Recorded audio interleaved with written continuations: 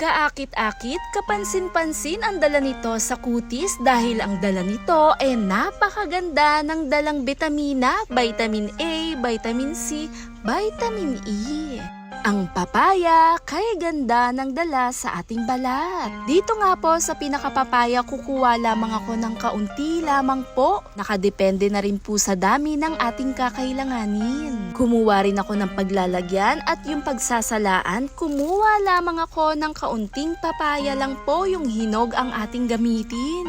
Sobrang sarap nito at napakaganda ng benefits lalo sa kutis. At dito pa po sa pinakapapaya, dinurog-durog ko pa siya pagkatapos yung mala juice at tubig nito ang kakailanganin natin. Kaya naman direkta na rin natin tong salasalain, kunin yung katas at tubig nito. Pagdating din talaga sa pagpapaganda ng balat, number 1 din talaga ang dala ng papaya. Pagkatapos ko nga itong piga-pigain at kunin yung katas, kumuha pa po ako ng gatas. 1 tablespoon po ang aking nilagay dito sa gatas, kahit anong gatas po pwede nating gamitin. Dito nga naman sa dalawang pinagsama natin, napakaganda ng benefits pa lang, lalo na rin tumutulong mag-reduce lalo sa wrinkles, na tumutulong sa elasticity ng ating balat dahil retinol number vitamin D na rin to. Pinoprotektahan nito ang ating balat. Katapos, kumuha ako ng coconut oil, naglagay ako dito ng 1 teaspoon po. Dito nga sa mga pinagsama-sama natin, napakaganda sa kutis, halu-haluin para mas makita ang tamang texture nito. Papaya, pinakagatas, pinagsama, napakaganda, tumutulong sa wrinkles, fine lines.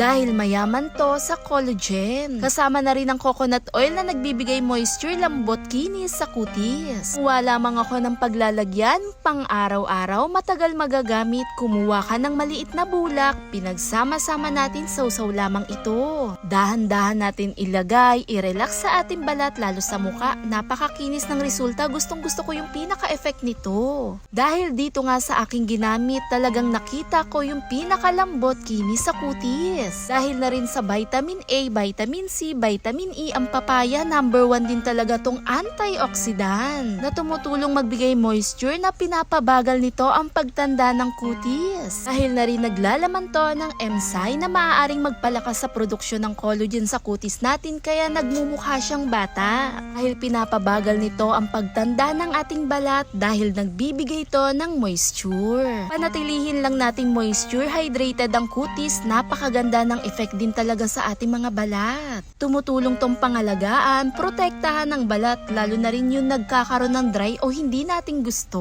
Ito nga sa mga pinagsama-sama natin, tumutulong siyang palakasin, lalo na rin magbigay ganda, kinis, lambot sa kutis. Paggamit-gamit ko nga to ng ilang araw, napakakinis, lambot na pinoprotektahan niya yung balat na maiwasan ang pagka-dryness din talaga. All natural, napakaganda ng effect. Thanks for watching guys. Bye!